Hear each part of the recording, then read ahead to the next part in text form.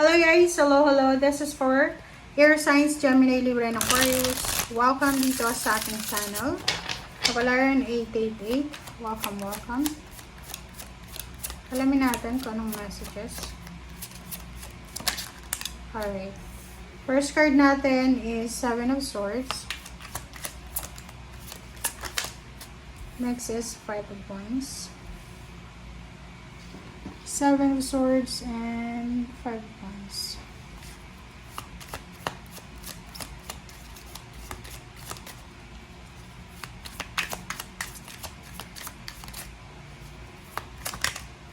Next is Eight of Swords. Okay. So, yung three cards na yan, Air Signs, Gemini, Libra, and Aquarius, sinasabi ng barada, this is your energy. The three. Sorry, the two. Pwedeng... Okay. Medyo negative siya. You need to be careful ha. You need to be careful, especially yung Aquarius dito. Aquarius, Libra, and Gemini. Because pwedeng maka-encounter ka ng away, ng gulo, ng kompetensya, ng anything na negative and toxic. May mga traiduran dito, may mga backstabbing, may mga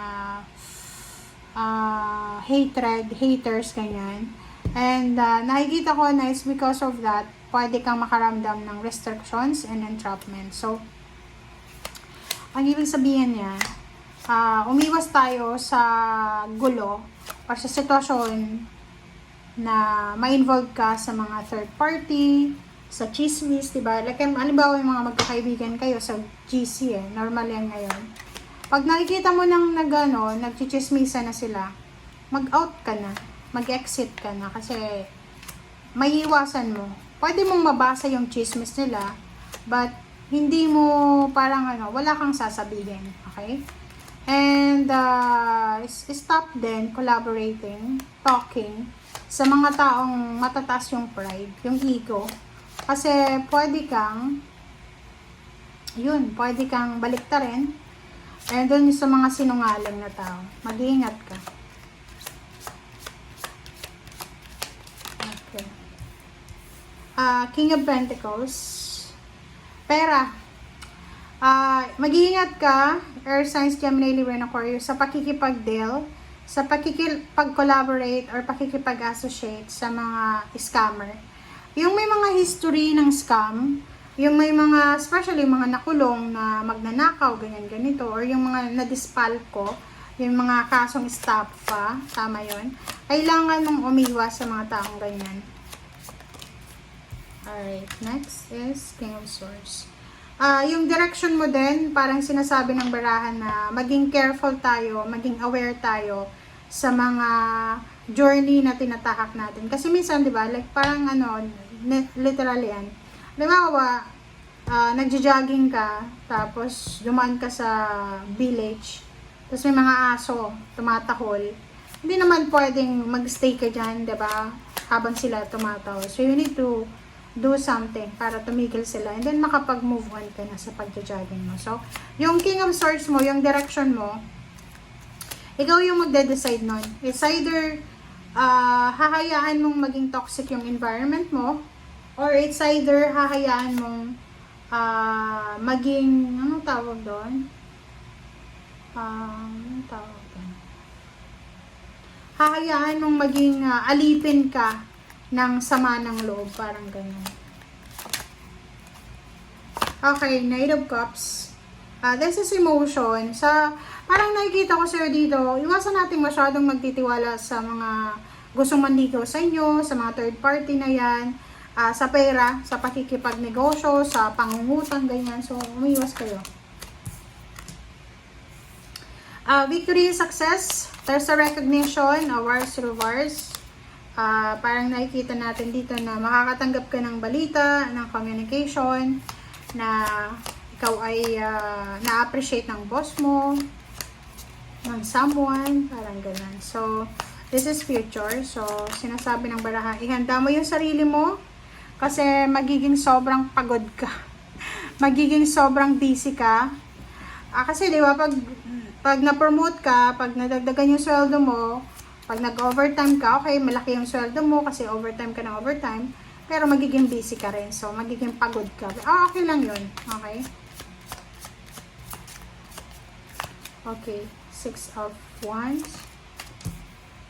Judgment. Oh, diba? Sabi ng barahan dyan sa'yo, ikaw ang may hawak ng iyong kapalaran, ng iyong level up.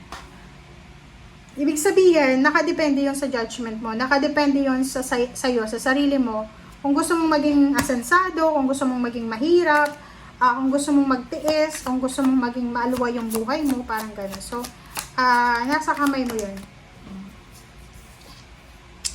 Reverse na Magician. O, yun. So, parang sinasabi sir dito na yung success ay walang magic sa success. Kailangan mo daw na pagtrabahuhan, kailangan mo daw na paghirapan. Alam mo yung message ngayon ay sobrang straightforward. Kahapon pa to. The Star. Oh, diba? Nakikita ko sir dito yung rason. The reason why sobra kang workaholic, sobra kang masipag.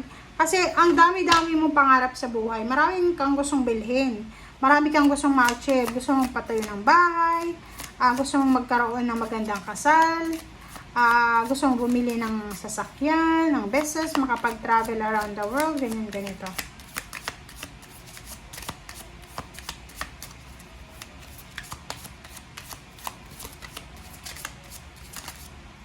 Okay.